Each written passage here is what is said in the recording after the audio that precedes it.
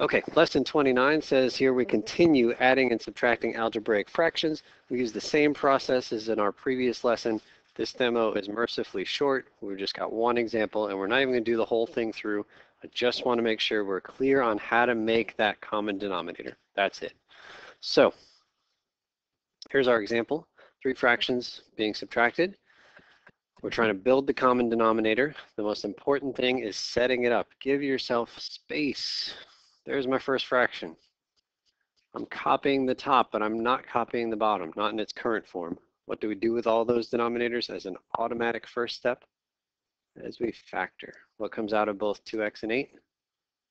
2, leaving x plus 4. It's beautiful. It's got space. We're going to fill in that space once we see the rest of the denominators. Minus, another big fraction line. Copying the top. What comes out on the bottom? 5, leaving x minus 3. With some blank space that we will fill in. Last one, minus, big fraction line, 2. Okay, this one is not as easy to factor. It's a 2 by 2 box. We're not going to take our time doing it together. We'll just write the answer. It's x plus 4 times x minus 3.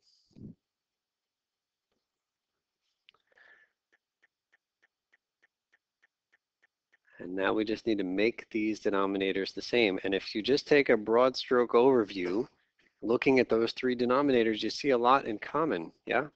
That is not a coincidence. We build these things, the ones that you're going to be working on are going to have a lot of stuff in common. So what does this first denominator need from the second denominator? A 5 and an x minus 3. So we're giving it a 5 and an x minus 3, and right away, same thing on the top. I forgot to follow my own advice, which was to automatically put parentheses around all the numerators. You don't always need them, but sometimes you do. So better to have them just in case. What is the second denominator needing from the first one? That's 2 and an x plus 4. Top and bottom.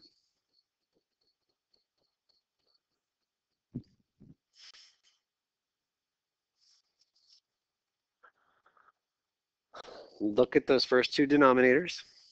Convince yourself they are the same. Yes? All we now need to do is look at that third denominator. Let's first see if the first denominators are missing anything. Do the first denominators need anything from the last denominator? No. The last denominator is only bringing in an x plus 4 and an x minus 3, and our first 2 denominators already have those. So they're good. They're done. It's just a matter of completing this last denominator. What does this last denominator need? A 5 and a 2. And so we're just going to multiply by 2 and 5 in either order.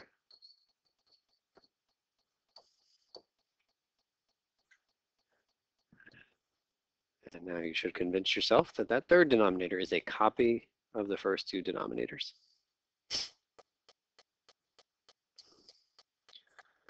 Okay, I said we weren't going to finish this one, but actually it's pretty quick, so we're going to finish it. There we go. We are going to distribute. The 3 times 5 is a 15, which will distribute into the parentheses. 15x minus 45. Yes? Right, 3 times 5 becomes 15, which distributes. I'm going to put this in parentheses because that's my reminder that it all came from one fraction. Then there's a minus, and then I'm putting more parentheses around everything from the second fraction. 2 times 2 is 4, which distributes into the parentheses. 4x plus 16. You see it? Minus the last thing, again in parentheses. 2 times 2 is 4, times 5 is 20. Divided by, what's our abbreviation down here? LCD. We made it one fraction because all 3 of those fractions had the same denominator, so it's just copied. Okay, now we're going to carefully eliminate all of these parentheses here. The first parentheses are not needed because there's nothing sitting in the front, so I'm just going to copy this without parentheses. But the second parentheses are where you might go wrong, because without them you will get the problem wrong. That minus sign, that subtraction, comes in and hits everybody, so it becomes minus 4x and then minus 16. That's the one piece right there, which will throw some people off. They'll have that as a plus 16. The last set of parentheses were also meaningless, minus 20 over LCD.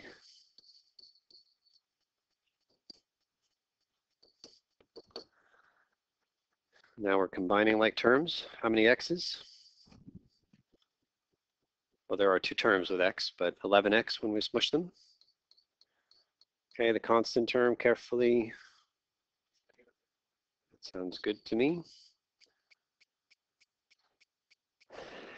And again, I don't want to see LCD in the final answer. I want the actual common denominator. So it's just off screen, but there was a 2 and a 5. That's really the only natural thing I want to push together. 2 times 5 becomes 10. And then can somebody remind me it was x? Thank you.